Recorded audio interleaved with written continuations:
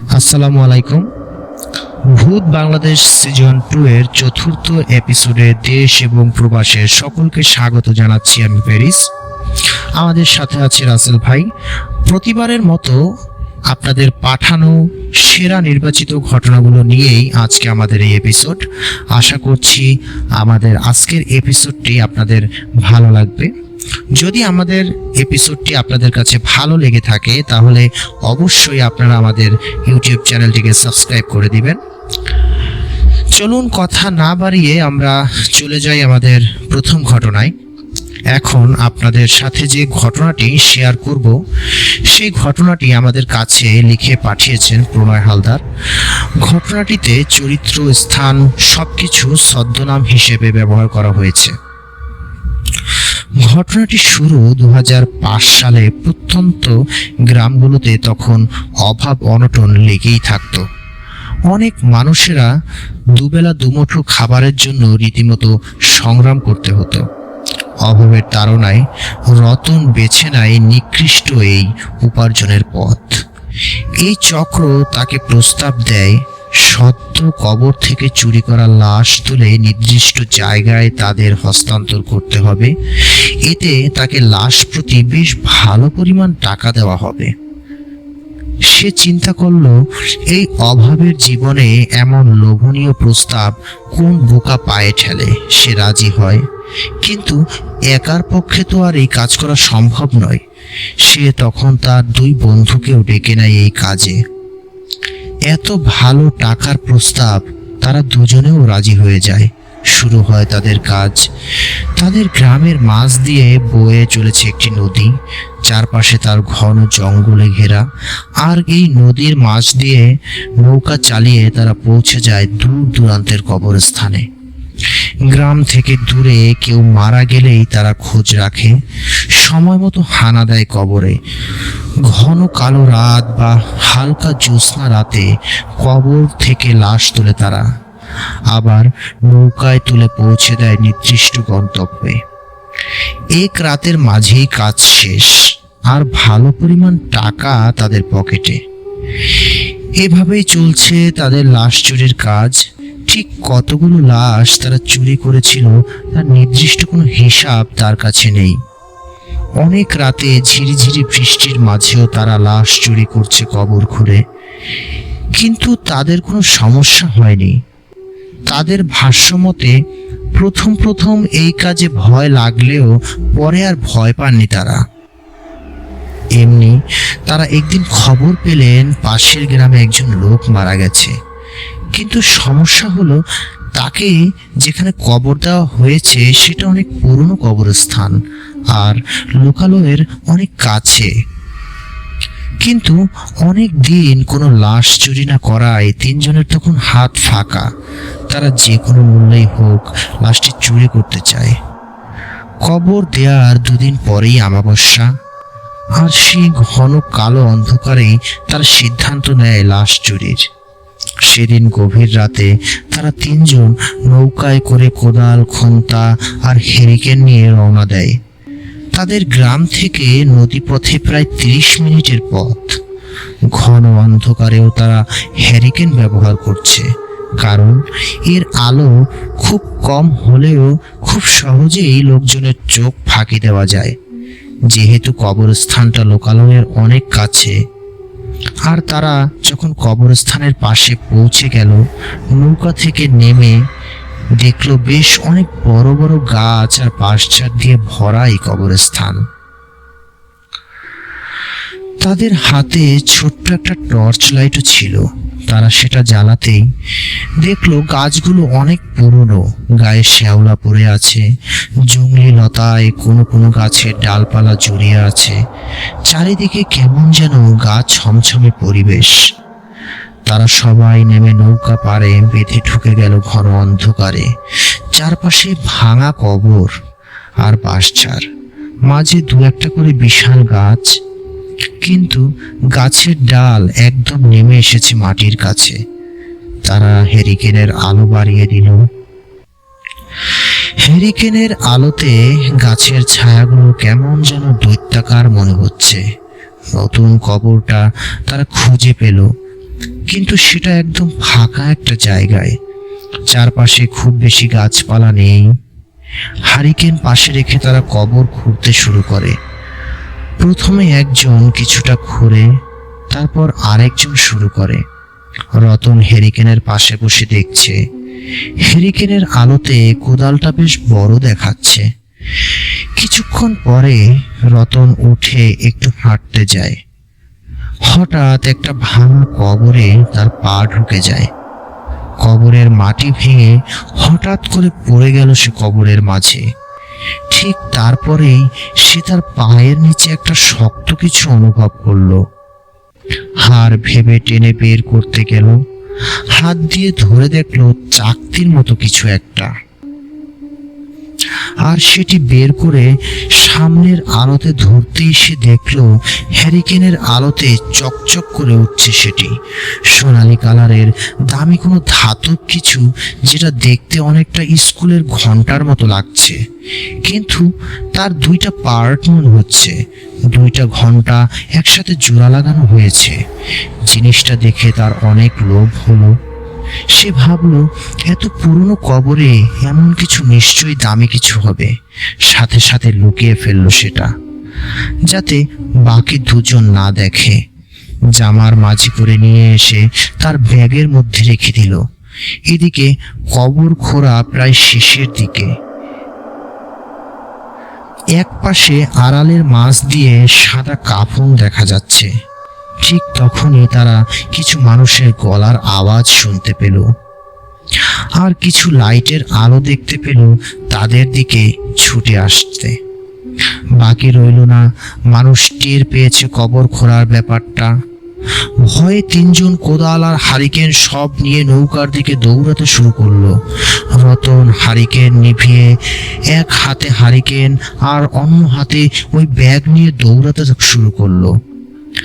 কিন্তু হঠাৎ অন্ধকারে একটা গাছের সাথে ধাক্কা খেয়ে রতন উল্টে পড়ে যায়।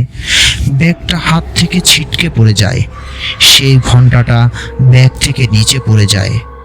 সেই ঘন্টাটা সে খুঁজে পেল যখন, তখন স্পর্শ করে খেয়াল করলো ঘন্টার একটা পার্ট তার হাতে, আর একটা খুলে কোথায় যেন চলে গেছে। এদিকে পেছনে গ্রামের মানুষ আসছে, আর খোঁজার সময় নেই। একটা পার্ট হাতে করে নিয়ে আবার সে দৌড় দিতে শুরু করলো। তারপর তিনজন এসে নৌকায় উঠে নৌকা চালানো শুরু করে দেয়। এই যাত্রায় অল্পের জন্য ধরা পড়তে পড়তে বেঁচে যায়। লোকজন নদীর পাড়ে এসে তাদের খুঁজতে থাকে, কিন্তু ততক্ষণে তারা নৌকা নিয়ে হারিয়ে গেছে। যেখানে লাশ নিয়ে আসার কথা, সেখানে গিয়ে বিস্তারিত সব জানিয়ে তারা যখন বাড়ি ফিরে আসলো, তখন ভোর হতে চলেছে। রতন তার ঘরে এসে সেই ব্যাগটা ঘরের কোণে বাঁশের একটা খুঁটির সাথে আটকে দিল। এভাবে ব্যাগটা একটা লোহার সাথে ঝুলিয়ে রেখে এসে সে ঘুমিয়ে পড়ল। সকালে ঘুম ভাঙলো তার মায়ের চিৎকারে। বাইরে বের হয়ে দেখে তার মা দাঁড়িয়ে আছে এবং তাকে বলছে, সারা রাত কি করছিস বলতো? রতন অবাক হয়ে মার দিকে তাকিয়ে থাকে।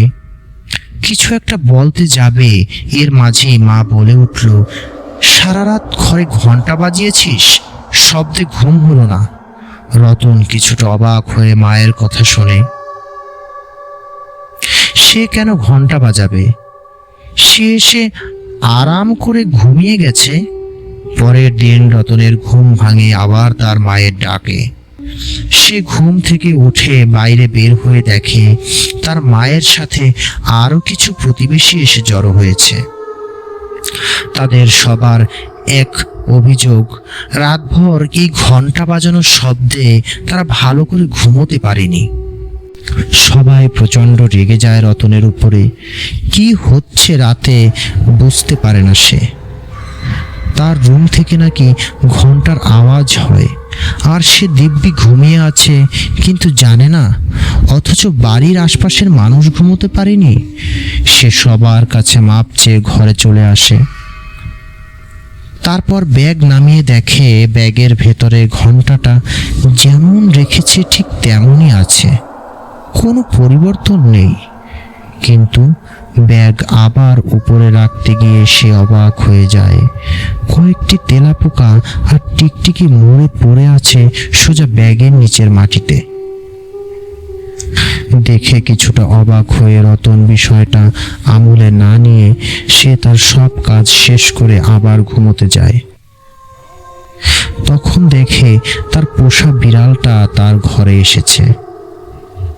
সে বিছানায় শুয়ে পড়ার সাথে সাথে ঘাড় ঘুরিয়ে দেখে বিড়ালটা বসে আছে ঘন্টা রাখা তার সেই ব্যাগটার নিচে। এক দৃষ্টিতে তাকিয়ে আছে তার দিকে। সেদিন রাতেও সে ঘুমিয়ে যায়। সকালে আবার কোলাহল। বাইরে যেতেই দেখে অনেক প্রতিবেশী, প্রচুর রাগ তার উপরে। প্রতিবেশীরা বলে তারা নাকি শান্তিতে ঘুমোতে পারছে না এই ঘন্টার আওয়াজে। সে সবকিছু শুনে আবার যখন ফিরে আসে দেখে বিড়ালটি ঠিক আগের মতোই একভাবে বসে আছে ব্যাগের নিচে। এক দৃষ্টিতে তাকিয়ে আছে তার খাটের দিকে। সে কিছুটা অবাক হয়ে যায়।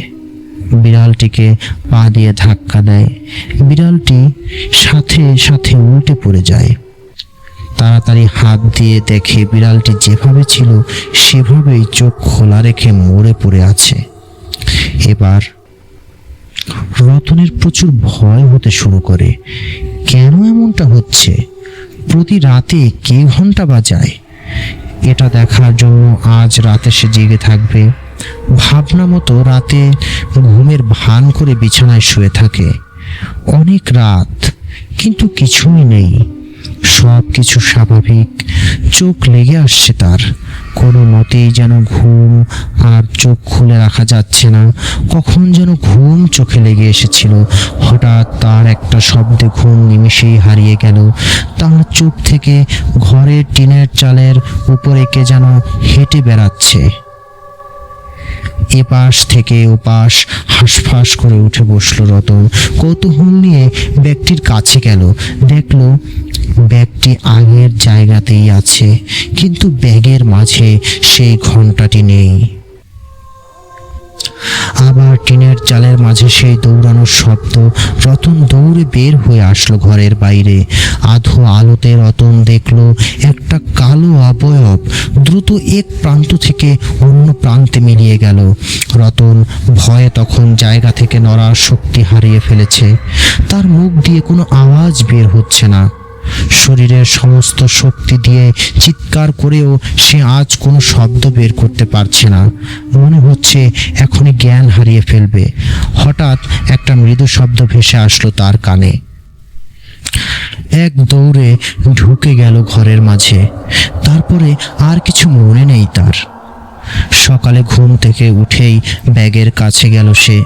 ব্যাগ আর ঘন্টা যেমন ছিল তেমনিই আছে, কোনো পরিবর্তন নেই। তার স্পষ্ট মনে আছে এখানে শুধু ব্যাগ ছিল, ব্যাগের মাঝে সেই ঘন্টাটি ছিল না। এই ঘন্টা এখান থেকে সে এবার মুক্তি চায়। ব্যাগটা হাতে নিয়ে বের হয়ে গেল রতন। একটা বড় নদীর নির্জন মোড়ে এসে দাঁড়ালো। তারপর আস্তে করে ব্যাগ থেকে ঘন্টাটা বের করে ছুঁড়ে ফেলে দিল নদীতে। তার মনে হলো অনেক বড় একটা চিন্তা নেমে গেল মাথা থেকে। বাড়ি ফিরে আসলো রতন। প্রতিদিনের মতো কাজ শেষ করে আবার ঘুমিয়ে পড়ল সে। মাঝরাতে আবার টিনের উপর সেই দৌড়ানোর শব্দে ঘুম ভেঙে গেল রতনের। উঠে দেখে ব্যাগ যেমন রয়েছে তেমনই আছে, ঘরের উপরের শব্দটা আর নেই। ভয়ে ভয়ে বিছানা থেকে এক পা দুই পা করে নেমে এলো রতন। ব্যাগটা যেন তাকে কাছে টানছে। এগিয়ে গেল ব্যাগটার দিকে। কাঁপা কাঁপা হাতে ব্যাগটার দিকে হাত বাড়িয়ে দিল রতন। ব্যাগটা হাতে নিতেই ভয়ে প্রচন্ড স্রোত বয়ে গেল তার শির দ্বারায়। সে দেখে ব্যাগের মাঝে সেই ঘন্টাটি, আর ঘন্টার গায়ে এখনো লেগে আছে পানি। যেন এইমাত্র কেউ পানি থেকে সেটা তুলে নিয়ে এসেছে। মানুষ এত ভয় পেতে পারে একটা সামান্য ঘন্টা দেখে, এটা সে উপলব্ধি করতে পারেনি। ব্যাগটা আবার রেখে শুয়ে পড়ল সে। আর চিন্তা করতে থাকলো কি করা যায় এই ঘন্টা নিয়ে। সকালে ঘুম থেকে উঠে বাজারে বিক্রির জন্য নিয়ে যায় সে ঘন্টাটি। এক বাঙালির দোকানে বিক্রি করে ফিরে আসে সে। তারপর থেকেই সব কিছু স্বাভাবিক, কোনো সমস্যা নেই। রতন ভাবে, যাক, অবশেষে এই যন্ত্রণা থেকে মুক্তি পাওয়া গেছে। এর 7 দিন পরে একটা ছেলে ব্যাগ হাতে হন্তদন্ত হয়ে ছুটে আসলো তার বাড়িতে। এসে বলল, আমাকে এক গ্লাস পানি দেন। পানি খেয়ে ছেলেটি ব্যাগটি এগিয়ে দেয় রতনের দিকে। ব্যাগটা হাতে নিয়ে রতন ভেতরে তাকিয়ে দেখলো সেই ঘন্টা। ছেলেটি তার দিকে তাকিয়ে বলল, এই ঘন্টা কেনার পর বাবা এটা বাড়িতে নিয়ে যায়। তারপর থেকে আমাদের পরিবারে কোনো কিছু ঠিক নেই। ছেলেটি কাঁপা কাঁপা স্বরে বলতে শুরু করলো, বাবা সেই ঘন্টাটি নিয়ে এসে রুমের ভেতরে রেখে দিয়েছিল। হঠাৎ রাতে টিনের চালের উপর ভারী কিছু একটা হাঁটার শব্দ পেয়ে ঘুম ভেঙে যায়। তিনি উঠে যান বাইরে দেখতে। দেখেন একটা কালো অবয়ব দ্রুত গতিতে এপাশ থেকে ওপাশে চলে যাচ্ছে। বাবা অনেক ভয় পেয়ে যায়। তিনি একটা চিৎকার দিয়ে দৌড় দিবেন, এমন সময় অবয়বটা তাকে জোরে একটা ধাক্কা দেয়। আমরা বের হয়ে বাবাকে অবচেতন অবস্থায় পাই। সকালে জ্ঞান ফেরার পরে বাবা আমাদের এই ব্যাপারগুলো বলেন, কিন্তু পরের দিন থেকেই বাবার মাঝে একটা অস্বাভাবিক কিছু লক্ষ্য করি আমরা। বাবা কেমন যেন নিশ্চুপ হয়ে গেছেন, কোনো সময় কারো সাথে কোনো কথা বলেন না। হাসি খুশি মজার মানুষটা যেন এক মুহূর্তে বদলে গেল আমাদের সামনে। আমরা বুঝছিলাম না হঠাৎ কি হলো। এর 3 দিন পরে ঘটলো এক ভয়ানক ঘটনা। আমাদের কয়েকটি গরু ছাগল আছে। বাবার থাকার ঘরের পাশে আর একটা ঘরে সেগুলোকে রাখা হয়। মাঝরাতে হঠাৎ একটা গরুর চিৎকারে আম্মুর ঘুম ভেঙে যায়। তিনি উঠে দেখেন বাবা পাশে নেই। এ সময় বাড়িতে চোরের উৎপাত ছিল অনেক। চোর ভেবে হয়তো শব্দ শুনে বাবা উঠে গেছেন, এটা ভেবে আম্মু নিজে উঠে যান দেখতে কি হয়েছে। তিনি লাইট হাতে এগোতে দেখেন গোয়াল ঘরের দরজা খোলা। গরুগুলো কেমন যেন ভয়ে জড়সড় হয়ে একদিকে তাকিয়ে আছে। ভেতরে গিয়ে লাইট ধরতে আম্মু দেখেন বাবা একটা ছোট্ট বাচ্চা ছাগলের পা ধরে তার গলা থেকে চুইয়ে পড়া রক্ত খাচ্ছে, আর ছাগলের মাথাটা পাশে পড়ে আছে। ছাগলের মাথাটা ছিঁড়ে পড়ে থাকা দেখে মনে হচ্ছে কেউ মুচড়ে সেটাকে ছিঁড়ে ফেলেছে। বাবার মুখে তাজা রক্ত লেগে আছে। আম্মু লাইট ধরতে তিনি আম্মুর মুখের দিকে তাকিয়ে একটি হাসি দিয়ে অনেক ভারী কণ্ঠে বলেন, ঘন্টা ফিরে এসেছে, ঘন্টা ফিরে এসেছে, কেউ বাঁচবি না, ঘন্টা আবার ফিরে এসেছে। এরপরে আম্মু আবার চিৎকার দিয়ে জ্ঞান হারিয়ে ফেলে। আমরা দৌড়ে বের হতে গিয়ে দেখি এই অবস্থা। আম্মুকে ধরে রুমে নিয়ে আসি, আর বাবাকেও কয়েকজন ধরে রুমে নিয়ে আসি। তার শরীরে এত শক্তি যে আমরা কয়েকজন মিলেও তাকে আটকাতে পারছিলাম না। অনেক কষ্টে তাকে রুমে আনা হয়। তিনি ঘুমিয়ে যান। ঘুম থেকে উঠেই পাশে যেই থাকুক না কেন তার হাত বা পায়ে কামড় দিয়ে তিনি রক্ত খাওয়ার চেষ্টা করেন আর বলেন, ঘন্টা ফিরে এসেছে। পরে আমরা বাধ্য হয়েই তাকে খাটের সাথে বেঁধে রাখি। কিন্তু সকাল হলেই সব কিছু স্বাভাবিক। তিনি যে রাতে এত কিছু করেছেন তার কোনো কিছুই তিনি মনে করতে পারেন না, এমনকি বিশ্বাসও করেন না। পরের দিন রাতে আমার আম্মুর চিৎকার, আবার দৌড়ে আমি রুমে গিয়ে দেখি রুম খোলা, বাবা নেই। আমরা লাইট নিয়ে বাবাকে খুঁজতে বের হই। বাড়ির আশপাশে খুঁজে দেখি বাবা জঙ্গলের মাঝে দিয়ে এদিক ওদিক দৌড়াচ্ছে। আমাদের দেখে আবার দৌড় দেয়। অনেক কষ্টে তাকে ধরে নিয়ে আসি। এসেই সে খাবার চায়, আর এত বেশি পরিমাণে খাওয়া শুরু করে যেটা অনেক অস্বাভাবিক। আমরা আবার তাকে বাধ্য হয়ে বেঁধে রাখি। এরপরে আমি সেই ঘন্টার ব্যাগটা নিয়ে আমার রুমে রেখে দিই। আমিও রাতে টিনের উপরে কিছু দৌড়াদৌড়ির শব্দ শুনতে পাই, আর মৃদু একটা ঘন্টা বাজানোর শব্দ শুনতে পাই। এরপরে আবার সকালে বাবার রাতের কিছুই মনে নেই, সব ঠিক, তিনিও স্বাভাবিক। বুঝলাম এই ঘন্টাটাই যত সমস্যা। বাবার কাছ থেকে আপনার ঠিকানা শুনে আমি নিয়ে আসলাম এটা। আপনি এই ঘন্টা রেখে দেন, টাকা ফেরত দিতে হবে না। তবুও এই ঘন্টা আপনার কাছেই রেখে দেন। এই কথাগুলো বলে ছেলেটি ঘন্টাটা রতনের হাতে দিয়ে চলে যায়। রতন খুব চিন্তায় পড়ে যায়। এই ঘন্টা নিয়ে সে কি করবে, কিভাবে মুক্তি পাবে এই অভিশপ্ত ঘন্টা থেকে? রতন ঘন্টাটা অন্য একটা ফাঁকা ঘরে রেখে দেয়। 3 দিন পরে আরও একটা লাশ তোলার কাজ পায় সে। অনেকদিন ধরে বেকার বসে আছে, হাতে টাকা পয়সা নেই, তাই আবারও ঝুঁকিটা নেয়। যেই ভাবা সেই কাজ। সে সাথের দুজনকে বলে আজ রাতে তারা এই গ্রামে যাবে নতুন একটা কবর খুঁড়তে। তার সাথে লোকগুলো তখন রাজি হয়ে যায়। মাঝরাতে কবর খোঁড়ার সরঞ্জাম নিয়ে নদীর পাড়ে হাজির হয় রতন। দূর থেকে দেখতে পায় তার সাথে দুজন দাঁড়িয়ে আছে। নৌকার পাশে রতন আসে আর ব্যাগটা নৌকায় রেখে বৈঠা নিয়ে বসে পড়ে নৌকার মাথায়। অপর দুজন কাদা থেকে নৌকা ধাক্কা দিয়ে নদীতে নামিয়ে সামনে বসে পড়ে। মাথার উপরে চাঁদের আলো, নদীর পানিতে পড়ে ঢেউগুলো যেন চকচক করছে। জ্যোৎস্নার আলোয় যেন ভেসে যাচ্ছে চারপাশ। রতনের সাথে থাকা দুজন লোক কাজে যাওয়ার সময় প্রচুর কথা বলে, কিন্তু আজ তারা একদম নিশ্চুপ। নদীতে বৈঠার শব্দ আর পাড়ে ঝিঝি পোকার ডাক ছাড়া যেন আর কিছুই শোনা যাচ্ছে না। নীরবতা ভেঙে রতন কথা বলতে শুরু করলো। কিরে, তোরা দুজন নৌকায় গিয়ে সামনে একেবারে চুপচাপ বসে আছিস কেন? তোরা আজ কোনো কথাই বলিস না। তাদের একজন শুধু বলে, ভালো করে নৌকা চালা। রতনের কেমন যেন লাগে ব্যাপারটা। তারা আজ তার দিকে তাকিয়েও কথা বলছে না।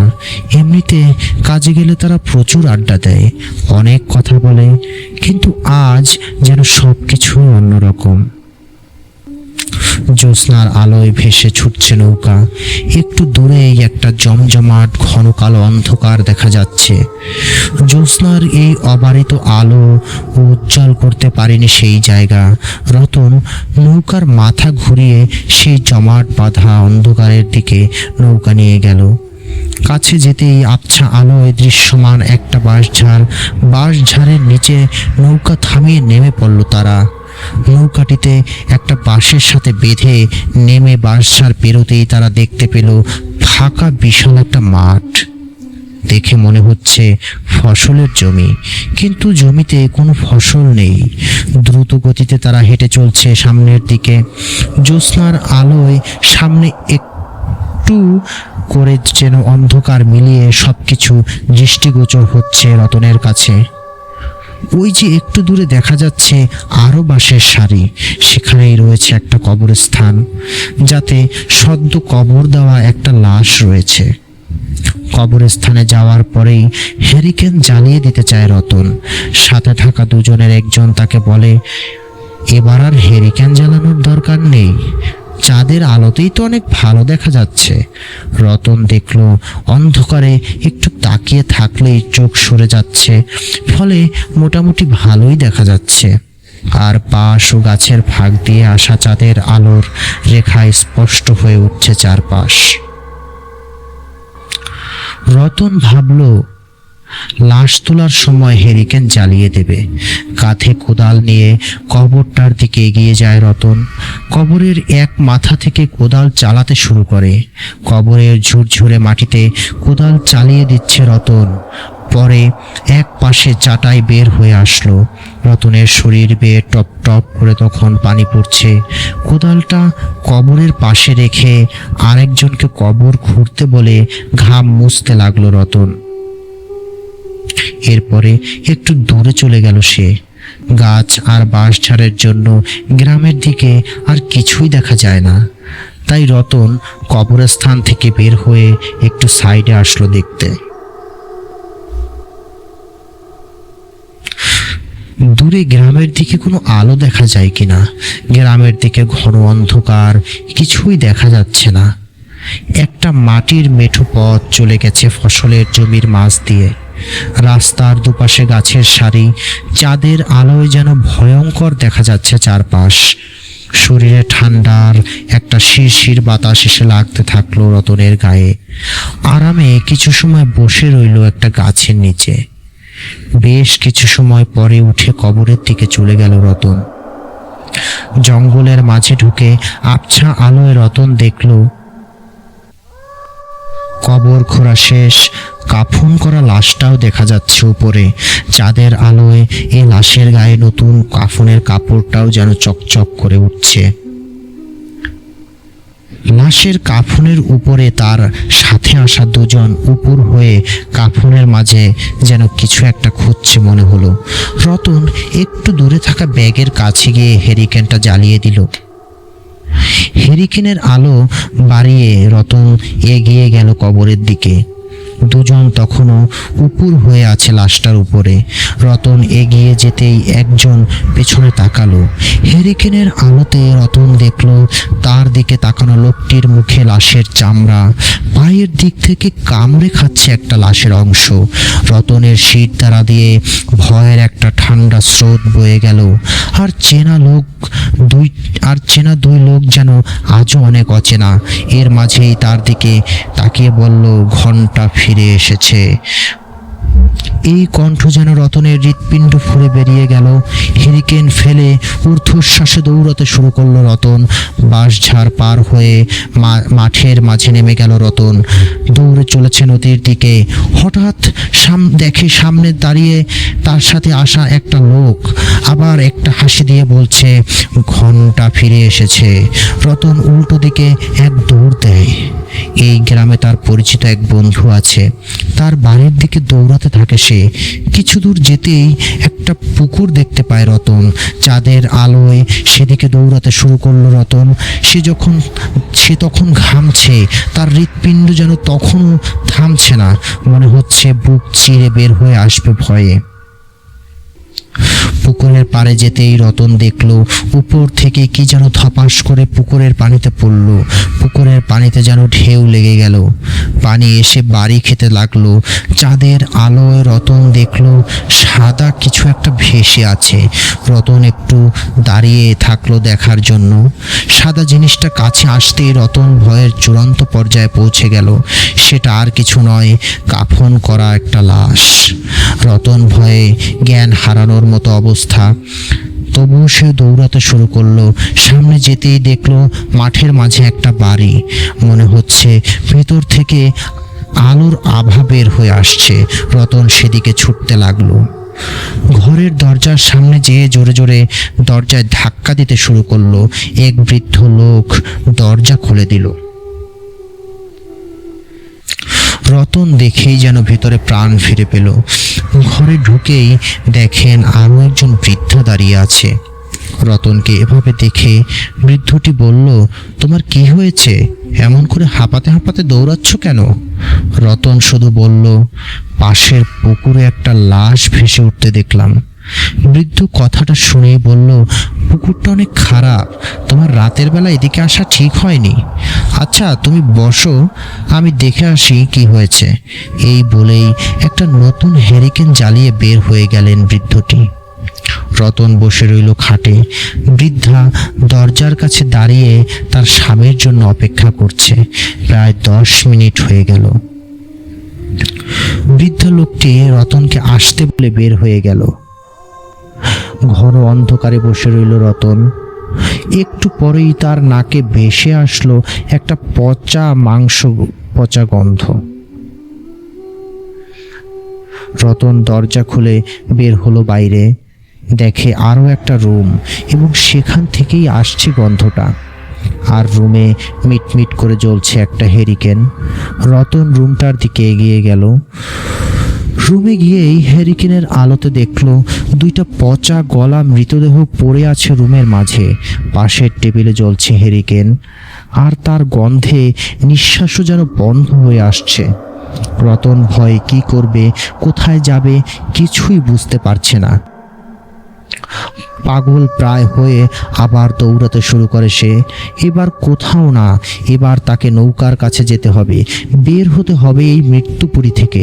রতন দৌড়াতে শুরু করে ফাঁকা মাঠ দিয়ে সেই নদীর দিকে, যেখানে তার নৌকা বাঁধা। কতক্ষণ ধরে রতন দৌড়েছে তার কোনো খেয়াল নেই, শুধু মনে হচ্ছে এখান থেকে তাকে বের হতে হবে। রতন যখন নদীর প্রায় কাছে চলে আসছে, আবার দেখে তার সাথে দুজন লোক তার পেছন পেছন দৌড়াচ্ছে। তাদের ভাবটা এমন, তারা রতনকে ধরতে চায়, যেন লাশের মতো কামড়ে ছিঁড়ে ফেলতে চায় রতনকে।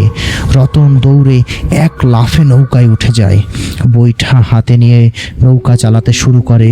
তার থেকে একটু দূরে নৌকাটা নিতেই তার খেয়াল হলো রতন একটা বড় ভুল করে ফেলেছে। ভয়ে নৌকায় এত তাড়াহুড়ো করে উঠেছে যে নৌকার মাথায় একটা লাশ আছে সেটা খেয়াল করেনি। নদীর মাঝে চাঁদের আলোয় স্পষ্ট দেখা যাচ্ছে সেই লাশটি। পাড়ের দিকে তাকিয়ে এখনো দেখা যাচ্ছে সেখানে দাঁড়িয়ে আছে তার সাথের দুইজন। নৌকা চলার সময় ঝিরিঝিরি বাতাস বয়ে চলেছে, আর সেই বাতাসে লাশের শরীরের কাফনের কাপড় উঠছে, আর পায়ের কাছে কাফনের কাপড় দিয়ে লাল হয়ে চুইয়ে পড়ছে রক্ত। সামনেই চাঁদের আলোয় দেখা যাচ্ছে নদীর অপর প্রান্ত। রতন নৌকাটা জোরে একটা ধাক্কা দিয়ে জ্ঞান হারিয়ে ফেলে। সকালে মানুষের কোলাহলে তার জ্ঞান ফিরে আসে। সে নৌকার গলয়ের মাঝে পড়ে আছে, আর বাড়ির লোক তার মাথায় পানি দিচ্ছে নৌকাতেই। শরীরে তখন প্রচুর জ্বর। জ্ঞান ফেরার পরে সে জানতে পারে তার থেকে ঘন্টা কিনে নেওয়া সেই লোকটি গত রাতে নিখোঁজ ছিল। আর সকালে তার লাশ পাওয়া যায় রতনের বাড়ির পাশে একটা খড়ের গাদার পেছনে। লাশের গায়ে ছিন্ন ভিন্ন অবস্থা, মনে হয় আছড়ে তুলে নিয়েছে কেউ চামড়া ওর শরীর থেকে। রতন তখনও বাসায় কাউকে কিছু জানায়নি। তার মনে হতে লাগলো এবার কি তার পালা? এই ঘন্টা ফিরে আসায় এবার কি তাকে মরতে হবে? ভয়ে শিউরে উঠল রতন। কি ভাবছেন এখানেই শেষ?